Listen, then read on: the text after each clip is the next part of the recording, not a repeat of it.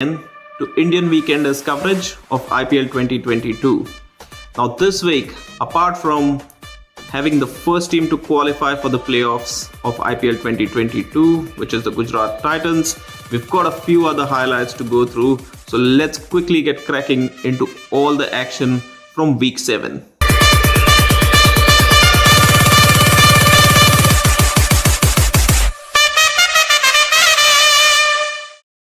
The first news of this week is with relation to the Kolkata Knight Riders. Now, KKR have been last year's losing finalists, but what they did at this year's auction was they didn't retain their captain from last year, Ian Morgan, and didn't bid for him in the auction either. They went after Shreyas Iyer, got him, and made him captain. And his combination with Brendan McCullum was going to be the way forward for KKR. But things actually didn't go to plan, because after a great start to this year's tournament, their performances on the field fizzled out. There was constant chopping and changing of players in the 11, which means nobody had a fixed place or a fixed number or a fixed place in the side, because of which they have lost more matches than they have won this year. Now, when all this is going around, people are scratching their heads as to why their performances on the field were so bad. At one of the post-match interviews, Shreyas Iyer made quite a startling revelation by saying that Venki Mysore, the CEO of the KKR, is also involved in team selections. Now, this is quite interesting because normally team selections are managed by the coach, the management, the batting coach, the bowling coach, the head coach, and the captain himself. So, Shreyas Iyer publicly saying that Venki Mysore, the CEO, is involved in team selections is quite outstanding. So, the fans seem to be putting 2 and 2 together and getting their answers as to why KKR's season has been going the way it has. But can they salvage something and make it to the playoffs? Time will tell us that. But if they don't, we kind of know that things are not very good in that KKR camp at the moment. Next up, we're going to talk about 2 very good bowlers, Jaspreet Brahmara for Mumbai and Hasaranga for RCB. Now, in the last week, both these bowlers picked up 5-wicket hauls for their respective sides. This now takes the tally of 5-wicket hauls in this tournament to 4. Remember, Umran Malik picked up 5 wickets earlier on in the tournament, and so did Yuzvendra Chahal. So, all in all, this tournament has been great for bowlers. There's something in the pitches for the fast bowlers, there's something in the pitches for spinners, and if you're a good enough batsman, there's lots of runs to be made as well, which means all round the cricket has been fantastic. I did mention that Umran Malik's 5-wicket haul came in a losing cause, and so did Jaspreet Bumrah's 5-wicket haul this week. He bowled 4 overs, one of them was a maiden, gave away only 10 runs and picked up 5 wickets. Phenomenal, absolutely world-class bowling by Bumrah. But his batting, the Mumbai Indians batting, did not support his efforts, which meant Mumbai actually ended up on the losing side in that game, even after Bumrah's 5-wicket haul. On the other hand, RCB had put on a decent total on the board and were defending it. Hasaranga comes in, breaks the back of the opposition with his 5-wicket haul and wins the game. So interestingly enough, both the spinners, when they picked up 5-wicket hauls, which is Chahal and Hasaranga, has ended up in victories for their sides, whereas both the fast bowlers, Umran Malik and Bumrah, when they've had 5-wicket hauls, it has resulted in a defeat for their team. Nothing to read too much into, but just something that's really interesting. Next up, we're going to spend a little bit of time talking about an IPL legend. Yes, David Warner. Every IPL season, Warner comes in and scores a ton of runs.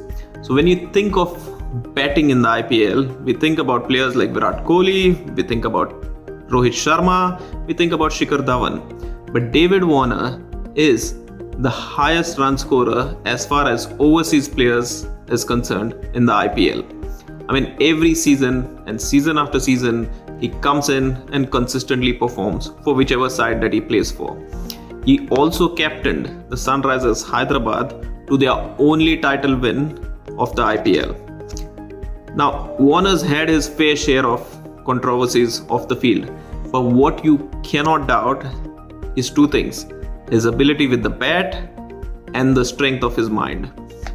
After sandpaper incident in South Africa, Warner had a break from the game for about a year and a half, where he was suspended. But when he came back into international cricket and he was getting booed by crowds all over the world, Warner stuck to his task and just put his head down and scored runs. Last year in the IPL, after the treatment that he got from the Sunrisers Hyderabad management, you'd think David Warner, the IPL player, there was a big question mark around his future. What does he do this year? New franchise, comes in, starts scoring runs, starts winning games for his side. I'm just amazed at how he has the ability to put everything that's going around him at the back of his mind and just put his head down, get on with the game and score runs. He's mentally very strong and he's changed his game to suit every format. He's successful in Test cricket, successful in one-day cricket and successful in T20 as well. Hats off David Warner, superstar. Now, since we're talking about players who've been successful across every format of the game, we have to spend a little bit of time talking about Devin Conway. The man is phenomenal. If you look at his numbers, domestic and international cricket numbers, over the last 3 to 4 years, he has been in absolutely phenomenal form. He scores runs in red ball cricket, white ball cricket, T20 cricket, ODI cricket, Test cricket, first class cricket, you name it, the guy just comes in and starts scoring runs.